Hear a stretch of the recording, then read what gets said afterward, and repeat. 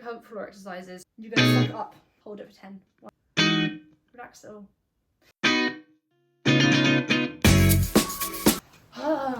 So, today has been a day. Basically, ever since I had Harris, I've been getting excruciating back pain when I lie down. I don't sleep with this in the fetal position, like this. I want you to draw me like one of your French girls. I wake up in excruciating pain in my lower back. At my postpartum checkup with the doctor, I had mentioned that my back was really painful, and she was like, it's fine when you're pregnant, all your ligaments really relaxed because of relaxing, and your body changes and you'll be fine, it's normal. When Harris was next to me, I could just about manage it. But then Harris, at 4 months, he started co-sleeping with me. Because I was co-sleeping, I needed to be in the cuddle curl. We need to be in the C curl like this, baby here.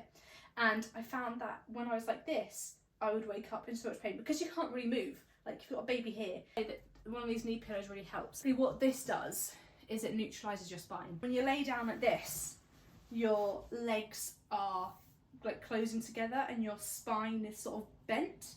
When you use this, when you lay down, it keeps your legs neutral, and so your spine is more neutral. So I don't have anywhere near as much pain when I use this. In February, March time, I went to a chiropractor, and I originally went because I had accepted that I've got chronic pain in my legs. I accepted that I've now got chronic back pain when I sleep.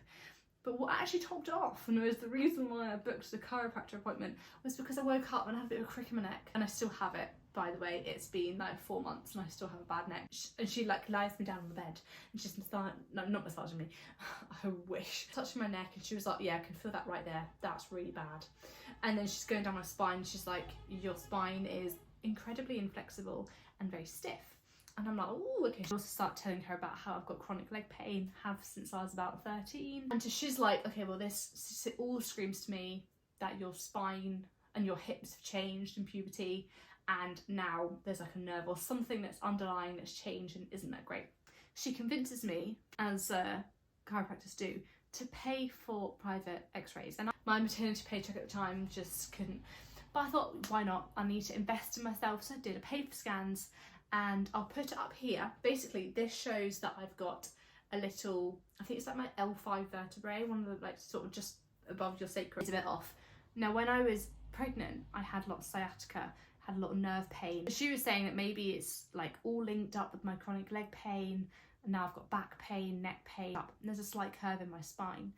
And that now runs all through my neck, so my spine and my neck is all a bit bent, and therefore my body is then compensating. And this morning I wake up in excruciating pain, and I'm like, right, okay, I need to see a doctor right now. Called up GP, same day appointment, go in an hour later, and he's like, you need an MRI. It's like, yeah, you're 26, you shouldn't really be having this level of pain in your back.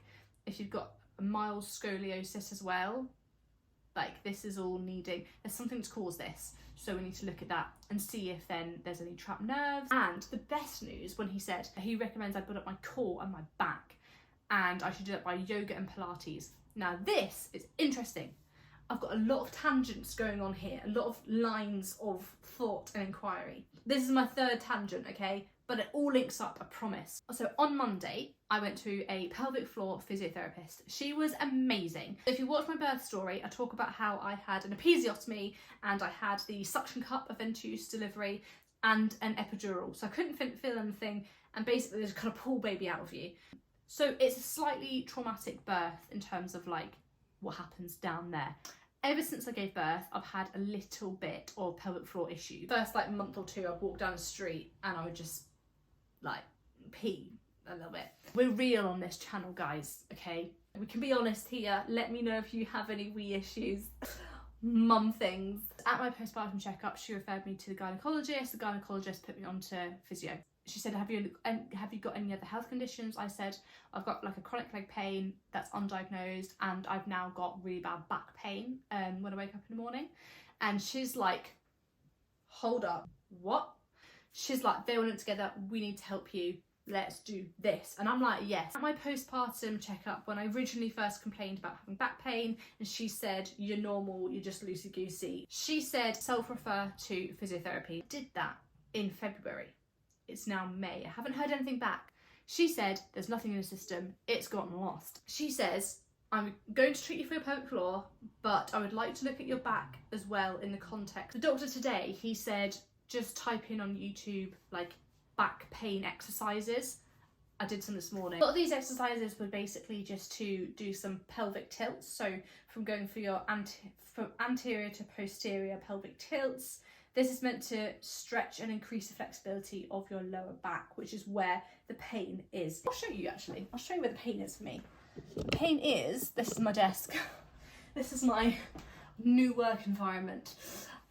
And my bed.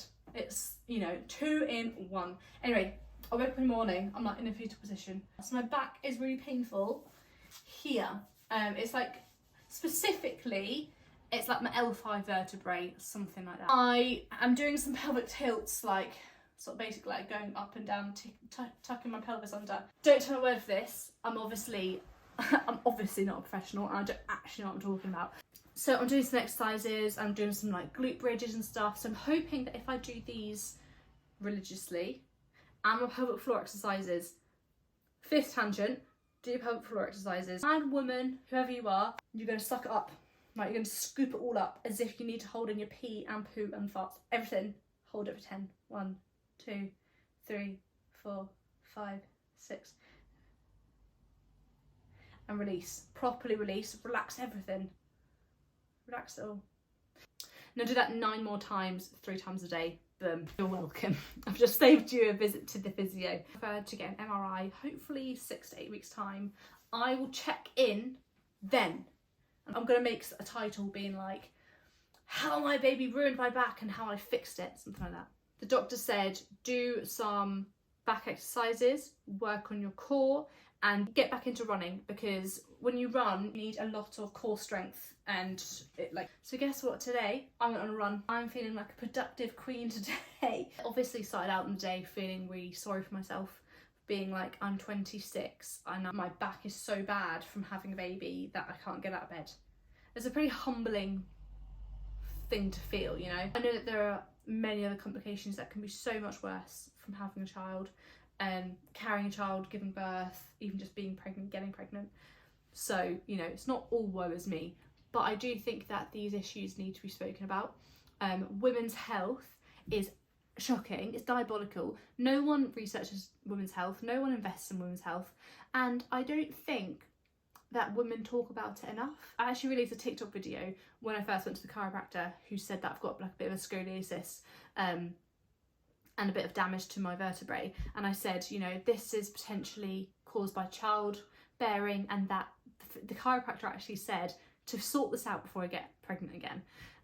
So that's kind of spooked me.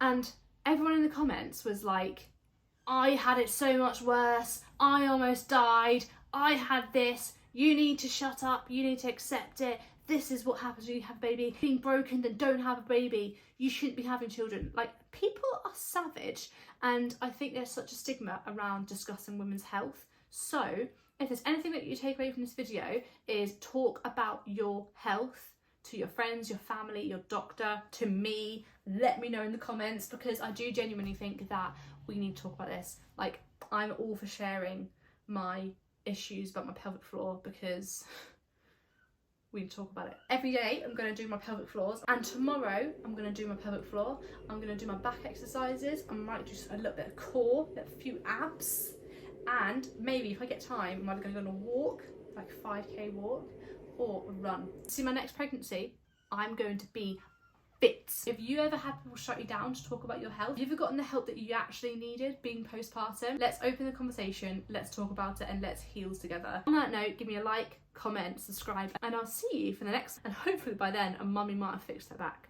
Probably not, but we'll see. See you next time.